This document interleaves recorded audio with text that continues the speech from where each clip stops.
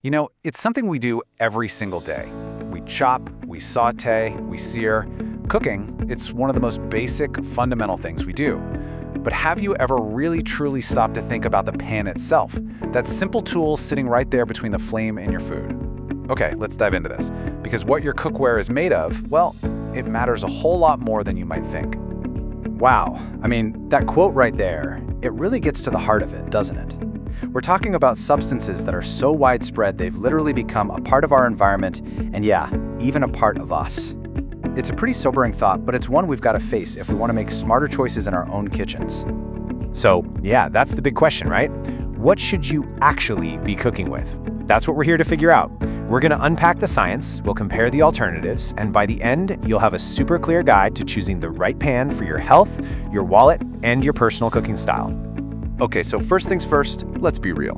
Who doesn't love a pan where a fried egg just glides right off, where cleanup is literally just a quick wipe?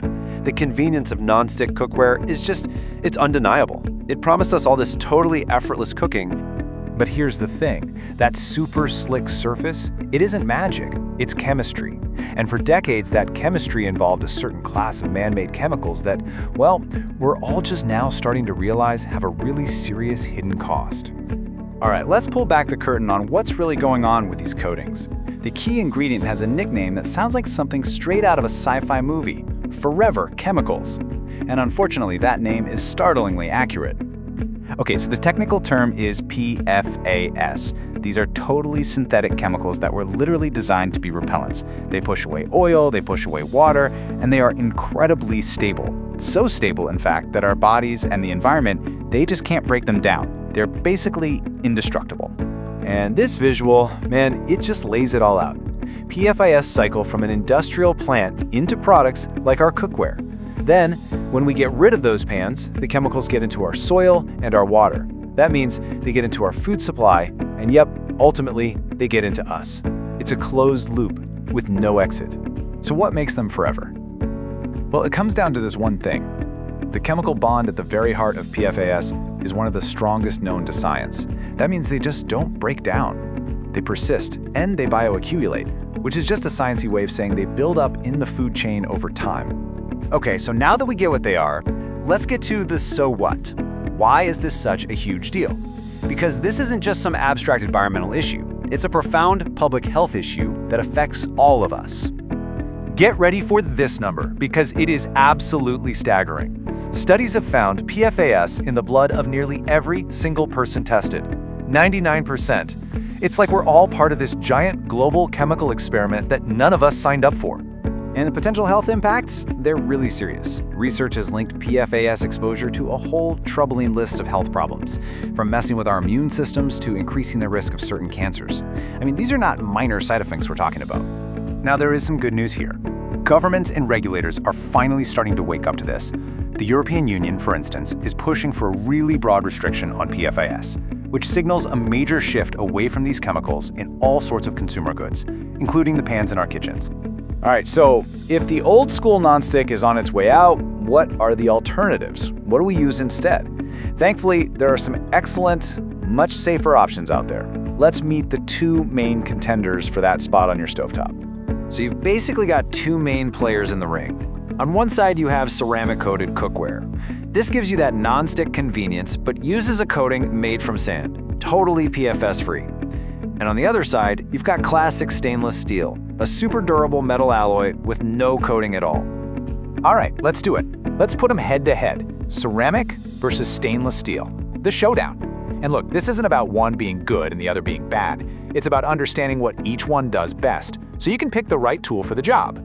First up, searing and browning. Getting that beautiful crust on a steak or some veggies. For that, stainless steel is the undisputed champion. It holds heat like a beast, which lets you get that beautiful Maillard reaction. That's the magic that creates all that amazing flavor. It also develops what chefs call fond, those tasty brown bits on the bottom that are the secret to an incredible pan sauce. A ceramic slick surface just can't do that. Okay, but what about the flip side? We're talking delicate stuff here, like eggs, pancakes, or a piece of flaky fish. This is where ceramic really shines. Its food release is totally effortless, exactly what you want. Now, stainless steel, it requires a little more technique. You gotta preheat the pan the right way and use a bit of oil. But remember, that little bit of sticking is actually what creates the browning and flavor we were just talking about. All right, this next one, this is a biggie. Durability. How long is this pan actually going to last you? Well, a ceramic pan's coating is going to degrade over time, that's just a fact. You'll be lucky to get a few good years out of it. A quality stainless steel pan, on the other hand, it's a total workhorse. It can last for decades. Seriously, it could be the last pan you ever buy. Let's actually run the numbers on that. So, say you buy a $50 ceramic pan and you have to replace it every 2 years. That works out to $25 a year, just for that one pan. But now, let's look at a quality stainless steel pan. Maybe it costs $200 up front. Yeah, that's a bigger investment. But if that pan lasts you 20 years, and it probably will, your annual cost is only $10. So, over the long run, the durable choice is actually the cheaper one. It really drives home the point, doesn't it? We kind of need to shift our thinking from just the upfront price to the long-term value. And you know, investing in something that lasts isn't just better for your wallet, it's way better for the planet, because it means fewer old pans ending up in a landfill. Okay, enough theory. Let's get super practical. Think of this as your personal checklist for the next time you're shopping for a pan. Just a few simple questions to ask yourself. First, just think about your own cooking style. Are you making delicate eggs every morning, or are you all about that high-heat sear? What about heat? Remember, ceramic coatings don't like it too hot, while stainless can take anything you throw at it.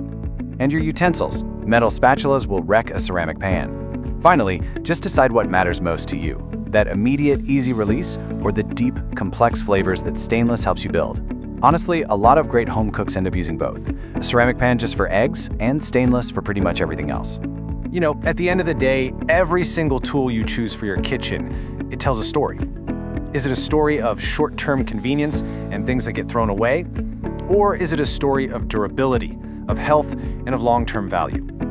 The choice of what you cook with is more than just a purchase. It's a decision about the kind of kitchen and really the kind of world you want to create. So what will your choice be?